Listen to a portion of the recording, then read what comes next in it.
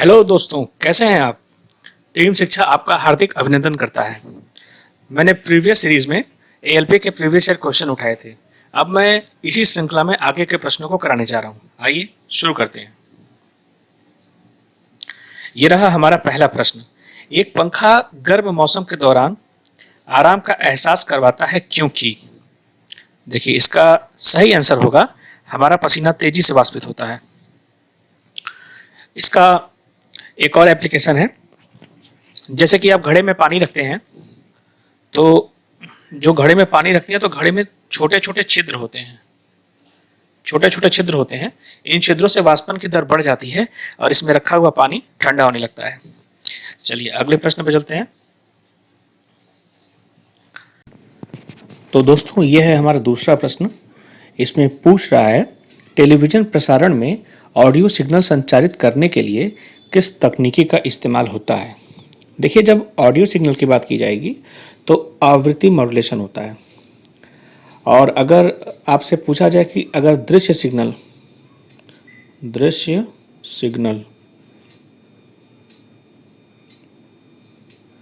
तो दृश्य सिग्नल के लिए आप आयाम मॉड्यूलेशन का इस्तेमाल करते हैं। ठीक है, अगले प्रश्न पे चलते हैं।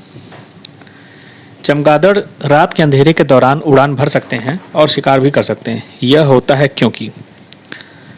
देखिए, इसका सबसे सही उत्तर होगा ऑप्शन 4। वे अल्ट्रासोनिक तरंगें पैदा करते हैं और इनके द्वारा निर्देशित होते हैं। जैसे कि मान लीजिए कि ये चमगादड़ है, बैट है, सामने कोई चीज़ यहाँ पर है। ये क्या करता है? अल्ट्रासोनिक तरंगें उत्पन्न करता है। ये तरंगें यहाँ जाती हैं और टकरा के वापस इसके पास आ जाती हैं। इसके पास रिसेप्टर होता है जिससे कि ये डिस्टेंस का अंदाज़ा लगा लेता है कि कितनी दूर पे वस्तु है और उसी हिसाब से ये अपने शिकार को पकड़ लेता है। आइए अगले प्रश्न पे चलते हैं।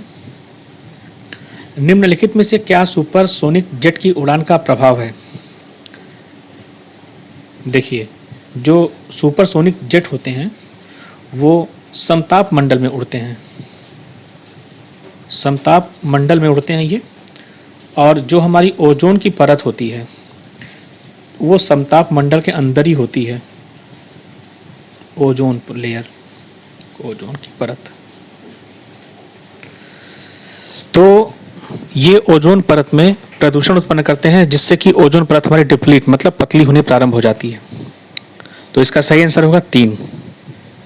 आइए अगले प्रश्न पे चलते हैं। यह है हमारा पांचवा प्रश्न। निम्नलिखित में से किसकी सबसे लंबी तरंग दैर्घ्य होती है? ठीक है, मैं आपको यहाँ पे लिस्ट दे देता हूँ। देखिए, गामा रेज मतलब गामा किरण, फिर आती है आपकी एक्स किरण, फिर आती है आपकी यूवी किरण, यूवी किरण के ऊपर आती है आपकी दृश्य किरण या दृश्य प्रकाश, दृश्य प्रकाश के ऊपर आता है इंफ्रारेड। देखिए जो क्रम मैं बता रहा हूँ उसी क्रम में आप नोट कीजिएगा। इंफ्रारेड के ऊपर आता है short radio wave, short radio, और उसके ऊपर आता है लॉन्ग रेडियो। देखिए, तो जो हमारी तरंग दैर्घ्य होती है वो नीचे से लेकर ऊपर तक बढ़ती है।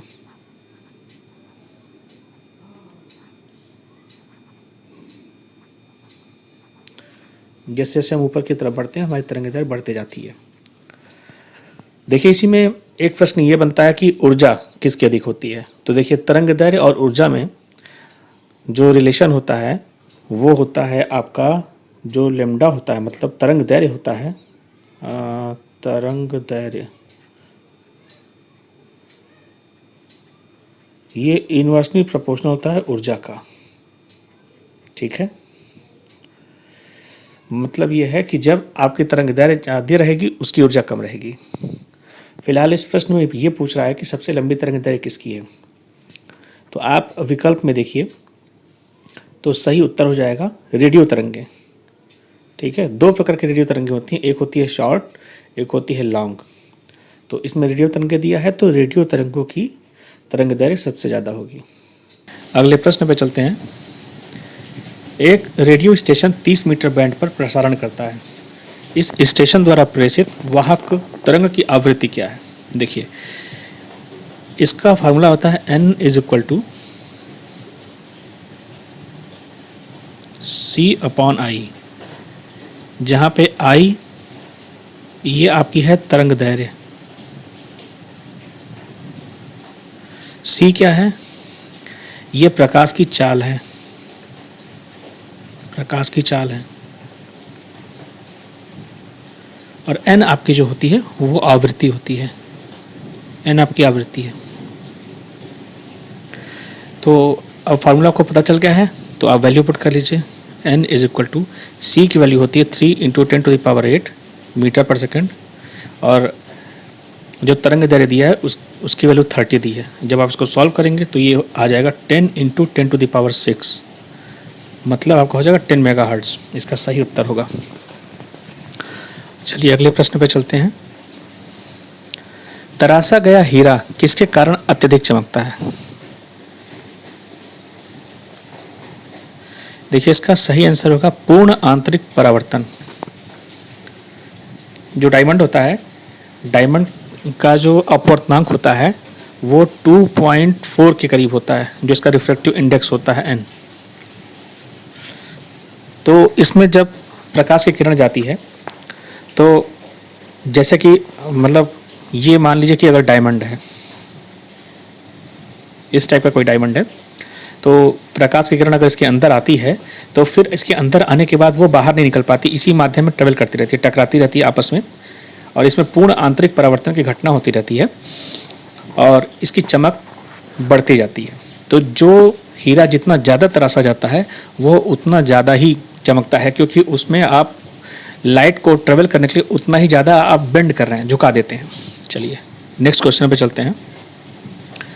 बादल वायुमंडल में उनके कम घनत्व, इसका जो आंसर होगा घनत्व, कम घनत्व के कारण उड़ते हैं। देखिए, जिसका घनत्व कम होता है वो हल्का होता है, जिसका घनत्व ज़्यादा होता है वो भारी होता है। तो जब घनत्व कम होगा तो बादल आराम से उड़ सकते हैं।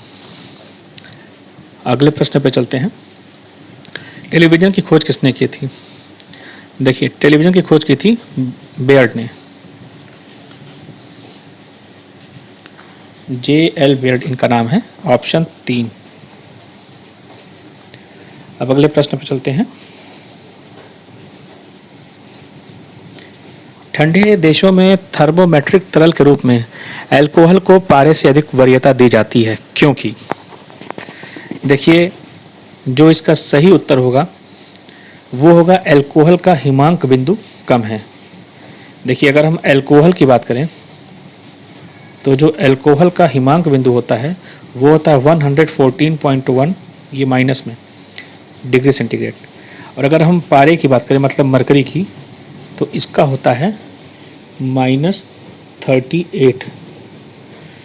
इसलिए ठंडे प्रदेशों में अल्कोहल को फ्रीजिंग पॉइंट, मतलब कि थर्मामीटर इत्यादि में इस्तेमाल किया जाता है, क्योंकि वहाँ पर पारा जम जाएगा। अगले प्रश्न पर चलते हैं। निम्नलिखित में से क्या यह पुष्टि करने के लिए उपयोग किया जा सकता है कि पीने के पानी में गामा उत्सर्जन आइसोटोप है या नहीं है? देखिए, इसका जो आंसर होगा वो होगा 3rd, स्किंटिलेशन काउंटर। ये विकिरण प्रोसेस के द्वारा, विकिरण की विधि के द्वारा पता लगा लेता है, विकिरण की विधि के द्वारा पता लगा लेता है कि गामा रेडिएशन है या नहीं है। चलिए अगले प्रश्न पे चलते हैं। निम्नलिखित में से किस युग्म का मिलान सही नहीं है? देखिए, मेसन की खोज हिदेकी युकावा ने की थी, सही है। पॉजिट्रॉन की खोज C.G. एंडरसन और U.F. हेस ने की थी, ये भी सही है। सूर्य और तारों में ऊर्जा उत्पादन का सिद्धांत किसने दिया था? H.A. बेथे ने, ये भी सही है। देखिए, ये जो चौथा आंसर है वो गलत है। एनरिको फर्मी ने एंटी रेडियो एक्टिविटी के फील्ड में काम किया था। हालांकि उन्होंने ट्रांस यूरेनिक तत्वों के संश्लेषण के बारे में भी काम किया था, लेकिन बहुत हद तक सफल नहीं हुए थे। चलिए अगले प्रश्न पे चलते हैं। निम्नलिखित में से क्या सही नहीं है? तो देखिए, विकास का सिद्धांत चार्ल्स डार्विन ने दिया था, बिल्कुल सही बात है। एक आपका इसमें और क्वेश्चन हो जाता है कि विकास का सिद्धांत किसने दिया था, तो चार्ल्स डार्विन ने। देखिए ये जो दूसरा ऑप्शन है, परमाणु के नाभिक के टूटने को संलयन कहा जाता है, यही गलत है। संलयन का जो मतलब होता है वो होता है जुड़ना, और विखंडन का मतलब होता है टूटना। बाकी देखिए तीसरा भी, इसमें आप कई इन्फॉर्मेशन रख सकते हैं। ठोस मतलब ड्राई आइस को क्या कहते हैं, ठोस कार्बन डाइऑक्साइड कहा जाता है। टेलीफोन का आविष्कार किसने किया था, ग्राहम बेल ने किया था। तो देखिए इस प्रश्न का सही उत्तर होगा दूसरा। अगले प्रश्न पे चलते हैं। निम्नलिखित विकिरणों में किसमें सबसे अधिक ऊर्जा होती है।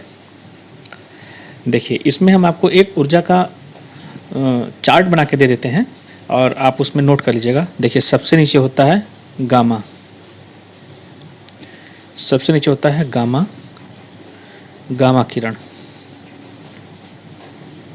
उसके ऊपर होता है एक्स किरण, उसके ऊपर होता है यूवी, उसके ऊपर होता है दृश्य, दृश्य के ऊपर होता है इंफ्रारेड, इसके ऊपर शॉर्ट रेडियो वेव,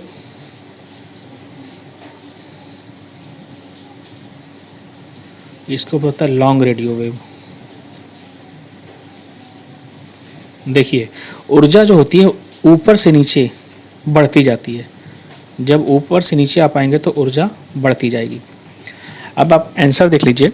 तो देखिए जो क्वेश्चन दिया है, क्वेश्चन के हिसाब से जो ऑप्शन है उसमें सबसे ज़्यादा एनर्जी जो होगी वो एक्स रेस की होगी, और नॉर्मली अगर आपसे पूछा जाए तो गामा, गामा की ऊर्जा सबसे ज़्यादा होगी। अगले प्रश्न पे चलते हैं। सूर्य से ऊर्जा का स्रोत क्या है। देखिए सूर्य में होता है आपका नाभिकीय संलयन।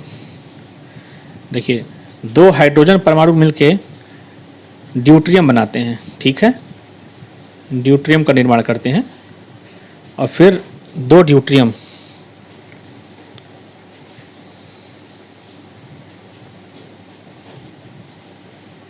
ये मिलके हीलियम का निर्माण करते हैं, ड्यूट्रियम ये बनाते हैं हीलियम।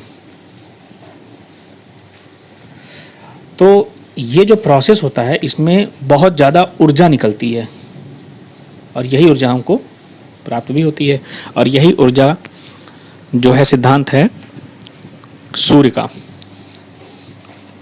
अगले प्रश्न पे चलते हैं। कलपक्कम में फास्ट ब्रीडर टेस्ट रिएक्टर में इस्तेमाल होने वाला ईंधन कौन सा है।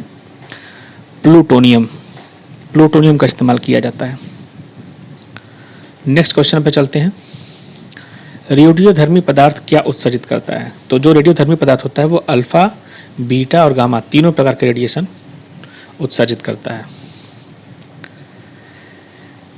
अब पूछ रहा है कि ध्रुव, पूर्णिमा और साइरस के बीच क्या संबंध है। तो देखिए ये तीनों ही हमारे न्यूक्लियर रिएक्टर हैं, भारतीय अनुसंधान रिएक्टर।